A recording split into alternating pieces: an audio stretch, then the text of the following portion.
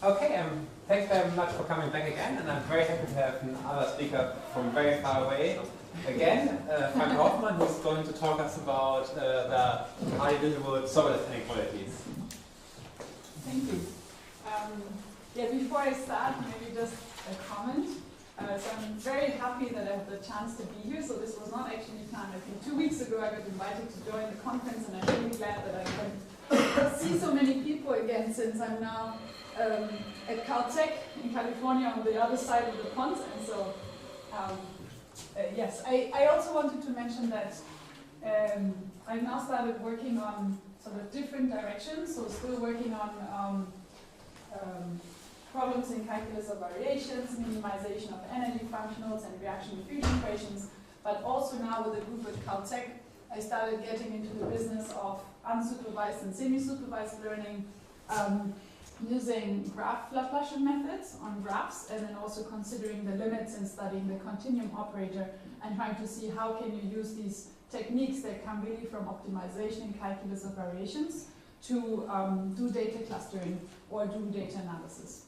So this is just a different line of research that I started now, but today I want to talk about a very recent work with Jose Antonio, Matias, who's also here, Jean Dolbeault, and Rupert Franca.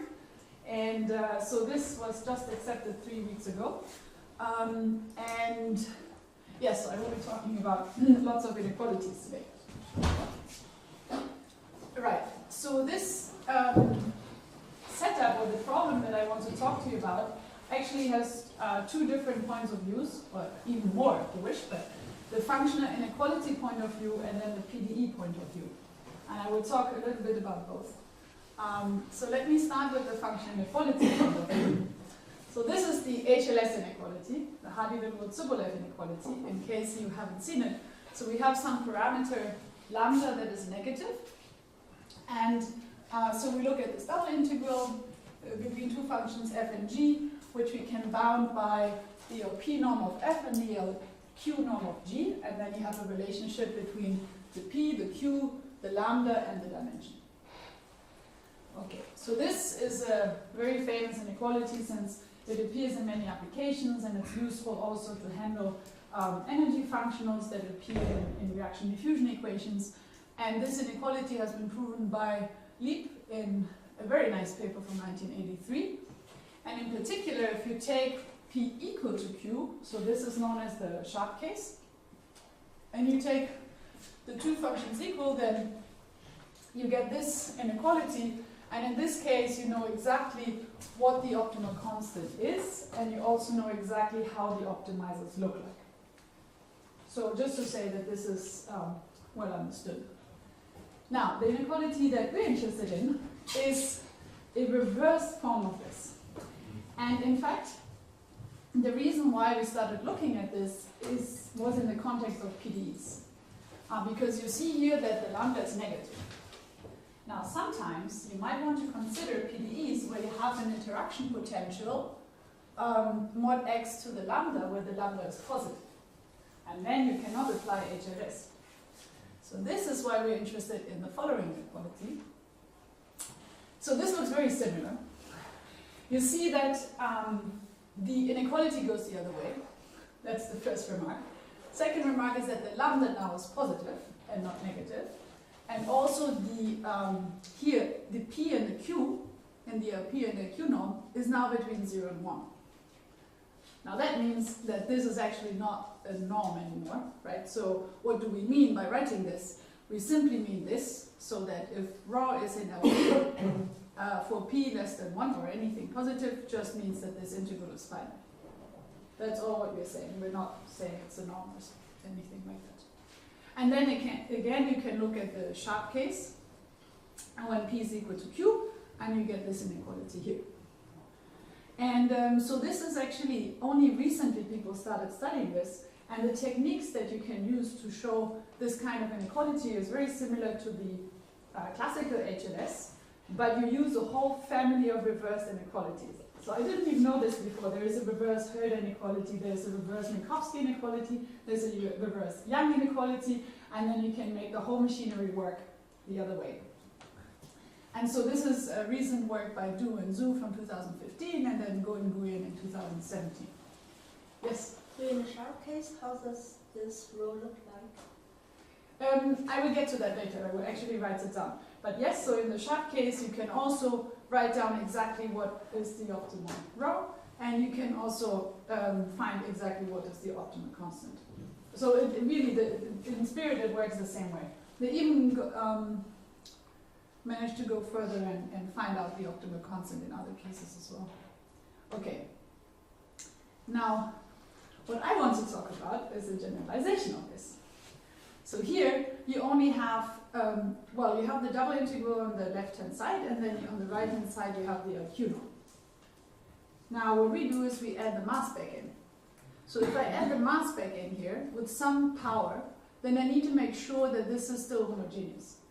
And so there are two homogeneities that we have to make sure we respect. One is multiplication by constants. So if I just scale the row now with some constant, then it should scale the same way on both sides. So here I get a squared out because I have two rows. And so this is why I need this other power alpha up here. So that's the first thing. The second thing is, what exactly does the alpha have to be? That is determined by dilations.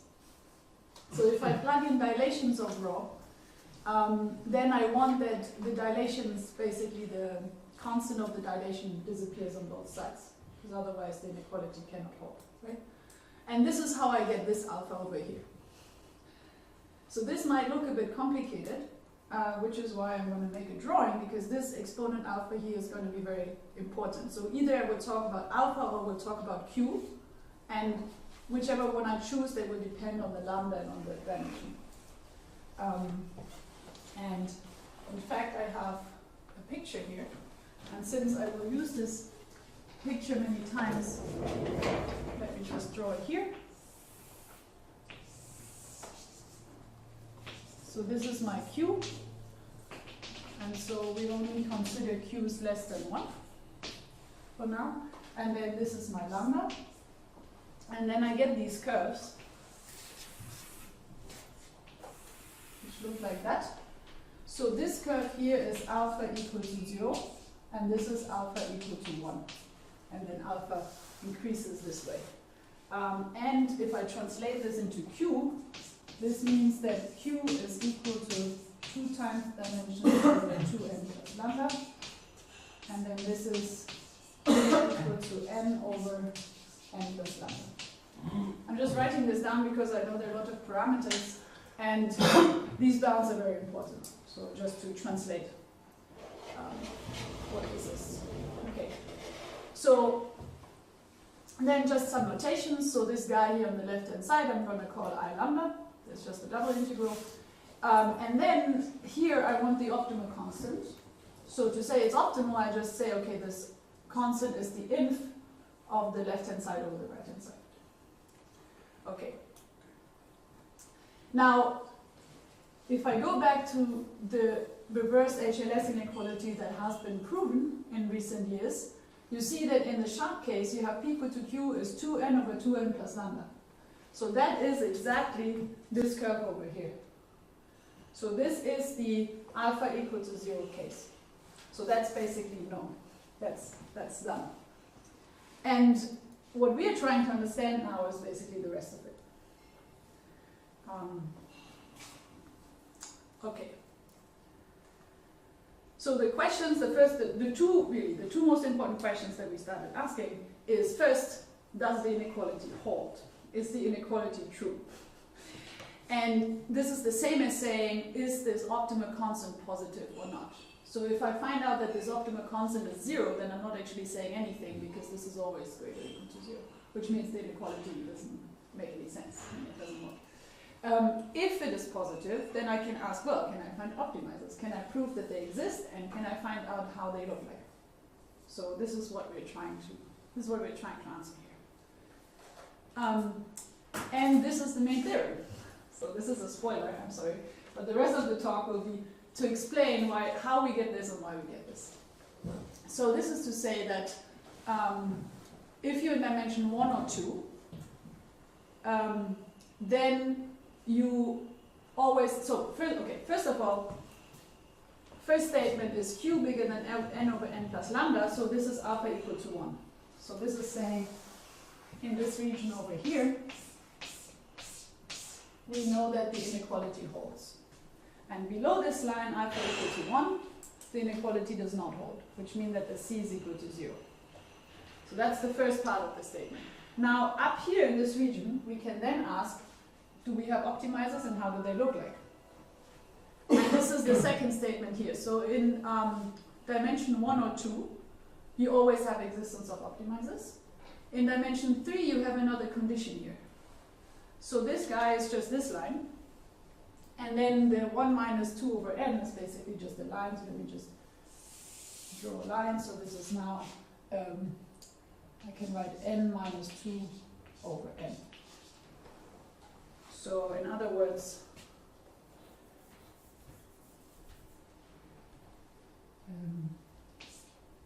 maybe I just write it like that.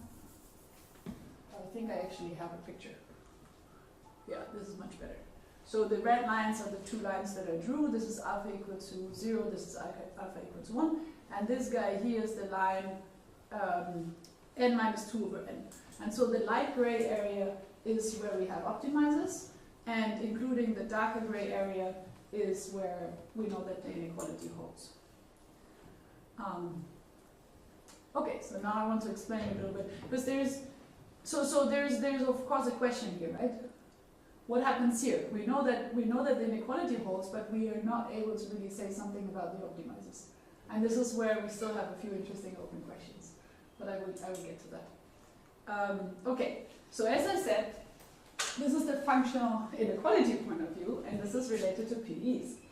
And in particular, this is related to a class of PDEs that I've been studying a lot in my PhD, and that many other people also looked at, which has nonlinear diffusion and then non-local interaction between particles.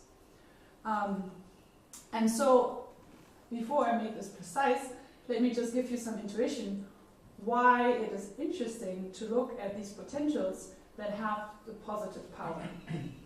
So this is just a toy model. This is just to give you some ideas. So we look at this equation, which is just, so here you have a nonlinear diffusion, and then you have a drift term, right? And here I'm just taking a V, which is a local drift. So, but I'm choosing this V in a way to mimic the behavior that we expect from a non-local potential. So at 0 and at infinity, it's going to behave very similarly. Now, this equation is actually a gradient flow in Wasserstein 2 distance. We have heard a lot about this week, which is great because I don't have to go into the whole background around it. So you can think of this as a gradient flow in L2 for this energy.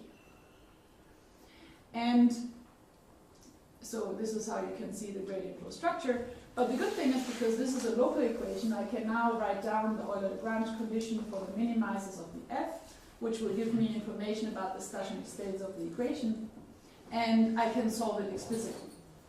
So I know, in fact, what the minimizers are. I know what the optimizers are, these guys. And here the mu is just a constant, and the mu is fixed by the mass. So if I fix the mass of my minimizer, then I fix the mu, right? So far, so good. So here, when I have a mass n, yeah. Now, those of you that have, maybe let me just go back here. Again, why I choose this potential. You may have seen this nonlinear diffusion term before, and I can write this as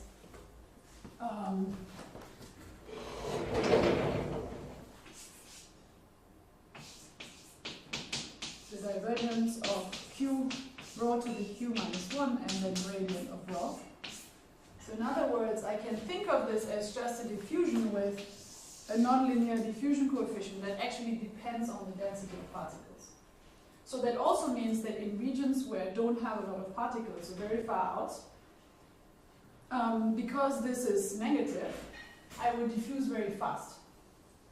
So to have the possibility of having stationary states, I need a very strong confining potential to get things back to the center. And this is why we are interested in taking a lambda that is positive, because it means that if the x is big, far out, then I have a very strong force that drives me back to the center. So that's one thing. So having the possibility of stationary states corresponds to having the possibility of having minimizers for the energy, right? However, I can also think of it the reverse way. So now if I look at regions where I have a lot of particles, then the diffusion is very small. And that means that I have the possibility of concentration. So that means that it does not necessarily mean if I minimize this functional, do I expect that I could get a Dirac out of this or not? Is it possible that my stationary states are actually concentrating on points? So this diffusion does not really help me very much to avoid concentration. That's just the point that I wanted to make. So for lambda negative, it turns out that you don't have any concentrations in minimizers when you're stationary states. Well, in most cases. So, there was a question? Yes. Yes. We consider lambda bigger than or equal to 2, otherwise. Yes, exactly. So next point I wanted to make is exactly that. So if you take lambda equal to 2, then this is just 1 plus x squared, right? And then this guy here is exactly the Barenblatt profile. So if you look at self-similar solutions of the fast diffusion equation, and in that case, you know that there is a critical diffusion exponent, which is exactly the one that we also get here, where below this you can have mass escaping to infinity, and so you can't guarantee anymore that you have that you keep the same mass. Now for lambda bigger than 2, this is what happens. So let's calculate the mass of our minimizer, which depends on the mu, right? And then if the mu is bigger than -1, because the v here, remember, is 1 plus x squared plus x to the lambda. Because this is a negative power, I can bound this guy by just this integral. And now if I choose the q between 1 minus lambda over n and 1 minus 2 over n, then this guy is final. Why is that? Because it's just the integrability condition on this thing. So if x is big, then the x to the lambda is going to dominate. So I want that this guy is integrable at infinity. And then for x small, the x squared is going to dominate. And I want that the minus 2 over minus q is integrable at 0. And so this gives me this condition here. Right? So if I'm in this range, then, which, by the way, let me draw it, the 1 minus lambda over n is exactly this guy here. Goes down to n. And so what I'm saying is that I want to take the lambda big enough so that I'm in between here. Okay. Now what happens if I take initial data for my equation that has a mass that is bigger than this n star? That's a problem, right? In fact, so if I take a minimizing sequence for the free energy that has mass m, and I take the mass too big, so bigger than the m star, what's going to happen is that this minimizing sequence is converging to the minimizer that I expect for u minus 1, and then the rest of the mass that is too much is going to go into Dirac. So this is just to say that for this toy model, you can have concentration, where you do observe concentration, you have a Dirac that appears. And here this is exactly, so m star is exactly m of minus 1 if you choose this constant to be minus 1, so this is why you get this guy here. Okay, so this was all just intuition, right? That if we take a local interaction potential for lambda positive, you can have concentration happening. The one we're actually interested in is this one, where now you have a non-local interaction potential where you just have the lambda. And why is the previous example I said important? Because if I take the W lambda to be symmetric, and then I take the convolution with rho, and I expand this around 0, then I get a first order term, which is just the lambda moment of rho. Then sorry, the zero order term, the first order term vanishes because of the symmetry, and then I get a second order, so I get x squared. So basically, this is x, this is equal to 1 plus x, O of x squared, let's say, for small x. And then for big X, you get the behavior in lambda. So the V that we looked at before, this guy, is exactly capturing the behavior of the convolution at 0 and at infinity. However, now, we can't just write down explicitly what are the minimizers, because we get the order Lagrange condition, and it's an equation that you need to solve, which is not local, and so you can't do it explicitly. But just to say that it's not unnatural to expect that you might have concentration here. And then, of course, again, you can write this as a gradient flow in Wasserstein 2 distance for this energy function over here.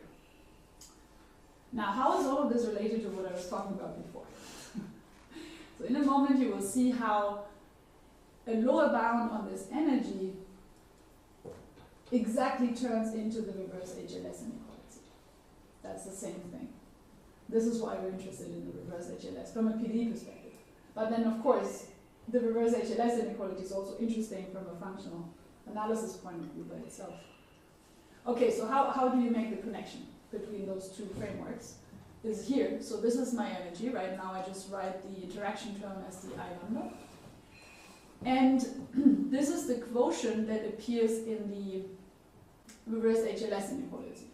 Right? So the optimal constant in the reverse HLS is basically just saying the inf of this quotient. It's just putting one side on the other, I mean dividing. Okay, so we can turn one into the other by simply taking dilations.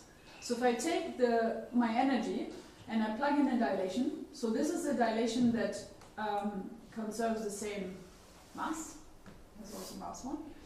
I plug it in, so I call this term here A and I call this term here B. So my F is just A plus B, okay? And now I look at how does the dilation affect it. I get these two powers out. And why did we decide to choose Q less than 1? Very simple, because if Q is less than 1, then this is a convex function in L. So I can minimize this now over L. So I take any rho, I dilate it, I plug it into the energy, and then I minimize over L. And I can find then a unique L star, right? So I get this, right? For any rho, I can find the minimal, the dilation that minimizes the F. And then I write out what that is, and I get exactly the quotient to some power. So in other words, F is bounded from below if and only if the reverse HLS inequality holds, which is saying that the optimal constant is positive. So this is exactly the connection. Okay, so now back to the functional inequality framework. This is the theorem we're trying to prove. It's just a reminder. And now I'm going to go into the different cases and why we get this behavior. So first, what I already said is that for alpha equal to 0, this is exactly the reverse HLS, the sharp reverse HLS that has already been proven. And here are the optimizers. Getting back to your question. These are the optimizers, and this is the optimal constant. You can write them down. Looks very similar to the ones you get in the other case. Okay, so now what happens above and below that? That's the question. Okay, so our proofs make crucial use of this lemma, which is known as the Carlson-Levin inequality. And this one is local because it only has, the lambda moment. But we know what the optimizers are. And I didn't write the constant, but we also know what the optimal constant is. It's just a long, ugly expression in terms of gamma functions. Okay, and so this is really useful to prove the inequality. So the easy case is up here. So for this is alpha negative. That's the easy range to do. And this follows directly from the Carlson-Levin inequality that I showed earlier. So first you can take symmetric rearrangements, and so you know that your optimizers have to be symmetric and non-increasing.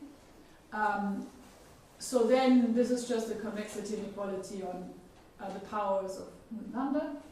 And then because rho is symmetric, you just multiply by rho, you integrate, and you get this expression here. And now the only thing you do is you divide by the mass to the alpha. And what you get on the other side is exactly the left-hand side of the Carlson-Levin inequality to some power. And so you get this. And so you have here the lower bound, which is positive on your optimal constant.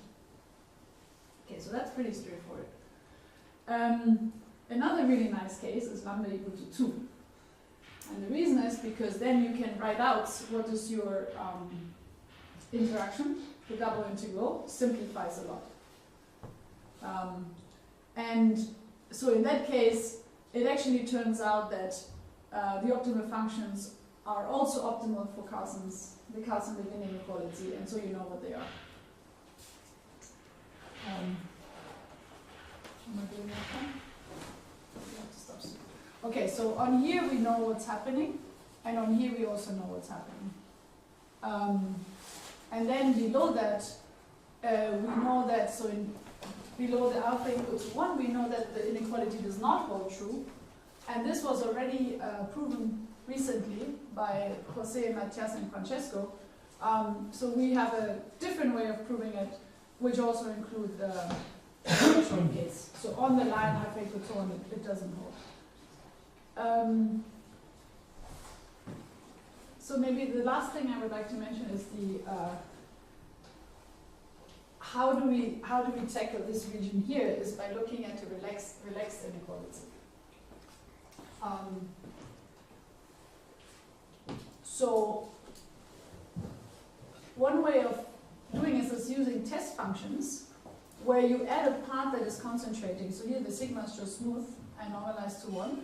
And then the rho to the q term doesn't see the Dirac in the limit, right? But the interaction term does, and this is where you get the mass popping out. So here the m is just a parameter that we put in front of the sigma. And so then you know that if you use these as test function, that this optimal constant is bounded by a buffer on this quotient here.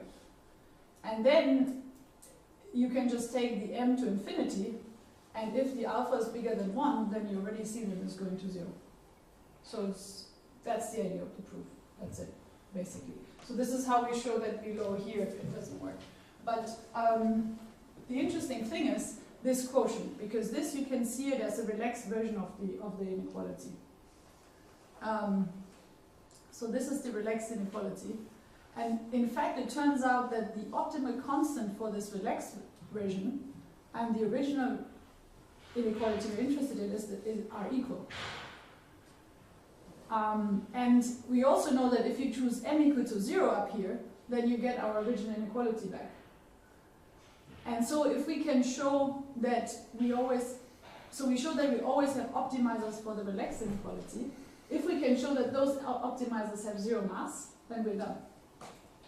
So that's the idea behind it. The only problem is how do you show that the mass is equal to 0? And that's where the whole battle lies. Can you exclude concentration? So when I say the mass, I mean the parameter m, which is the mass of the Dirac. It's the mass on the concentration. Okay, and you have to tell me when. Yeah, quite soon. You have to stop her. Yeah. So I jump here, just to say that this is the picture I already showed you, and then by trying to derive conditions on the mass, you can do a little bit better. So you see this tiny region here, which is also great, where we can exclude concentration and we can prove existence of optimizers. And you see another line here, which is even closer to the upper bound, but still gets you a little bit of knowledge on where you don't have concentration, but all of here we don't actually know what's happening. And so Matias just told me that he looked at some numerics where it seems like we actually do see concentrations. So that would be really interesting to prove. Okay, and I stop here.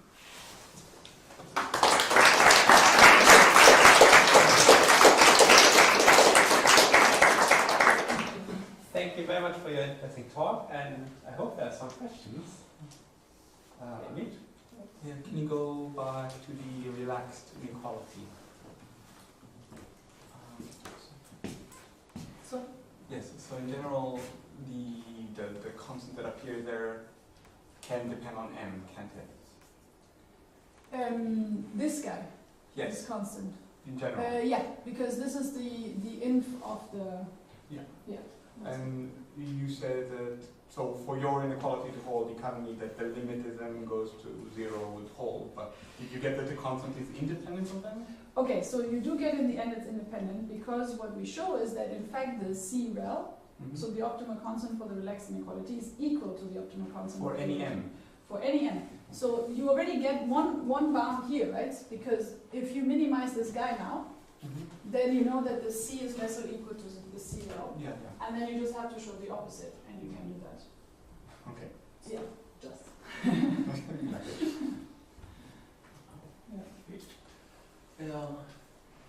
Is it possible, does it make sense to think of the reverse inequality for negative lambda? Because if you think of, I mean, the same motivation, but for Coulomb gases, let's say. I don't think that would hold. Maybe it's maybe it doesn't. I think the duration breaks down. Yeah, but in the direction. So if The you, reverse. the inequality is reversed, and that's HLS, right? No, but HLS. Okay, HLS is If I go to the very beginning, my two inequalities, this is HLS, right? yes, with negative. Yeah, so here lambda. But the reverse inequality is in the other direction. So my question is for lambda negative and inequality in the other direction. I don't think that would be true. Probably it's not. Yeah. But, Yeah, I don't think that would hold. okay. Yeah. But nevertheless, you can think of the. I mean, if you think of the motivation from the PDE point of view. I mean, looking at this equation. It would correspond to an upper bound on your energy, right? Because what this gives you is a lower bound on your energy. And so then what you're saying is that, and that depends in which class you're taking the functions, I guess. But a priori, It's too. I mean, the only thing you assume here is that you're in a P and a Q, right? Which is really general. So for that general class of functions, I don't think you can flip it. Yeah, I have a question. You said that Cartan-Levin inequality is useful, and can you tell quickly about the constants, the exponents in the Cartan-Levin inequalities? Yeah. Where do I have it?